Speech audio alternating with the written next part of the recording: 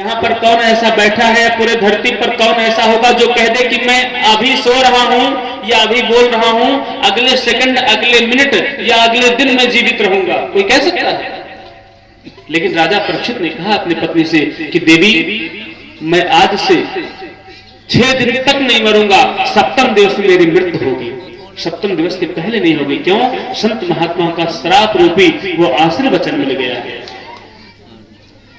उसके बाद में ऐसा कह करके वो जाते हैं, प्रयोग वेशन करके श्री गंगा मैया के पवित्र पावन पूर्ण तट पर विराजमान होकर के, और कहते हैं श्री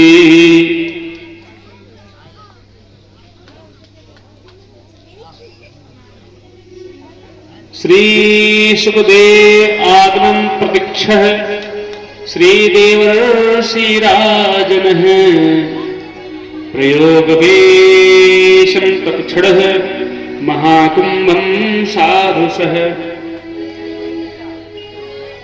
श्री राजा परीक्षित जी महाराज वहां प्रयोग वेशन करके बैठ गए, और ऐसा सुन करके सभी संत महात्माओं का बहुत बड़ा मेला कुंभ उमड़ पड़ा कि हमारे राजा जी को किसी बाल संत महात्मा के द्वारा तक्षक नामक सर्प से दंश से मृत्यु का श्राप लग गया है। अरे मेरे राजा आए हैं, चलो वहीं पर। उनके पीछे सारे संत महात्मा बैठ गए, और उन्हीं के समय में श्री सुखदेव जी महाराज जी का आगमन हुआ।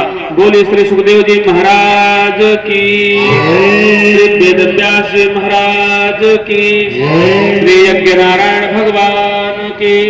और ये श्री सुखदेव जी महाराज एक गोदोहन काल से समय से ज्यादा कहीं टिकते नहीं है। गोदोहन काल बोले तो एक गौ मैया को दोहने में, उनका दूध निकालने में केवल 6 मिनट लगता है। देसी गाय का जो गौ मैया है उनका समय काल 6 मिनट में लगभग वो गाय निकल जाता है, और जो बचता है वो गाय के बछड़े या बछिया के लिए रहता है। 6 मिनट से ज्यादा नहीं लगता। अगर 6 मिनट से ज्यादा आप लगा रहे हैं तो उनके गौ मैया के बच्चे का हिस्सा भी आप निकाल रहे, भी जानिए।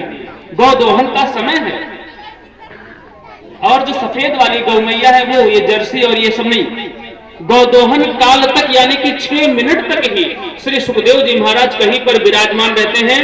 वो जाते हैं, केवल 5 घर पे भिक्षा लेते हैं भोजन प्रसाद का, और हमेशा नग्न रहते हैं। उन्हें महिला और पुरुष का, कन्या और बालक का कोई भान नहीं है कि ये पुरुष है, ये कैसे है।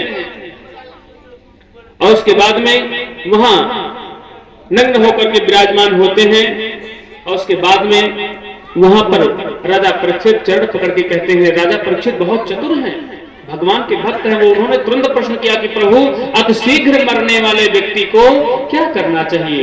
जल्दी से इनसे प्रश्न किया जाए, नहीं तो गोदोहन काल से ज्यादा रुकेंगे नहीं, चले जाएंगे, और फिर मनवाने पर मानेंगे भी नहीं। इसलिए तुरंत प्रश्न कर दे, क्या अतिशीघ्र मरने वाले व्यक्ति को क्या करना चाहिए? ये साफ लगा है केवल राजा परीक्षित को पर्सनल व्यक्तिगत श्राप लगा है, लेकिन राजा परीक्षित ने अपनी बात छोड़ करके दुनिया वालों के लिए कर दिया कि हे प्रभु, अतिशीघ्र यानी कि सप्तम दिवस में मरने वाले व्यक्ति को क्या करना चाहिए? राजा परीक्षित तो इतने बड़े राजर्षि थे कि अगर वो कह देते सुखदेव जी महाराज जी से कि प्रभु मुझको मरना है, सप्तम दिवस में मेरा कुछ निवारण करिए, तो सुखदेव जी महाराज जी के पास इतनी शक्ति थी उनके शरीर में दिव्य कि वो चाहते तो काल को भी हटा देते। लेकिन उन्होंने नहीं कहा कि हमको मरने से बचा लीजिए। उन्होंने तो अपने रूप में हम सबका कल्याण करने के लिए प्रश्न पूछा कि अतिशीघ्र सप्तम दिवस में मरने वाले को क्या करना चाहिए। तब ये भागवत महापुराण का उद्गम श्री सुखदेव जी महाराज मंगलाचरण करके, सत्यम ब्रियात पुरियात है सा तेजस साधु, ऐसे साधु मंगलाचरण करके और ब्रियात करके यानी कि शुभारंभ करके ये कथा मंगल में शुभारंभ करते हैं। सत्य परम सत्य व्रतम सत्य परम त्रिसत्यम सत्यम चा योनि निहितम चा सत्य, सत्य का संभाषण। पूरे भागवत महापुराण में केवल सत्य की ही वंदना की गई महाराज, भगवान श्री कृष्ण की भी वंदना की गई है, लेकिन सत्य के बाद, क्योंकि सच्चित आनंद सच्चिदानंद वही है। और उसके बाद में राजा परीक्षित अपने बहाने मेरे लिए और मेरे हम सब के लिए अपने बहाने में कल्याण करने का प्रयोजन रचा।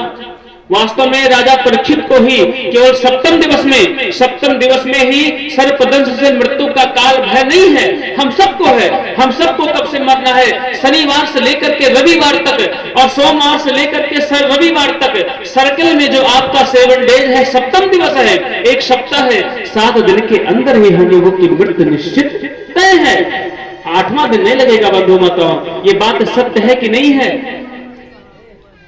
ये सत्य है कि हम लोग को सप्तम दिवस में ही मरना है। और राजा परीक्षित को सप्तम दिवस में मरने के लिए श्राप मिला था।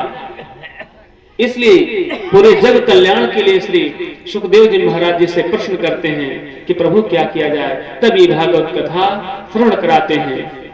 आइए पूज्य श्री गुरुदेव भगवान आ गए हैं, बहुत समय विलंब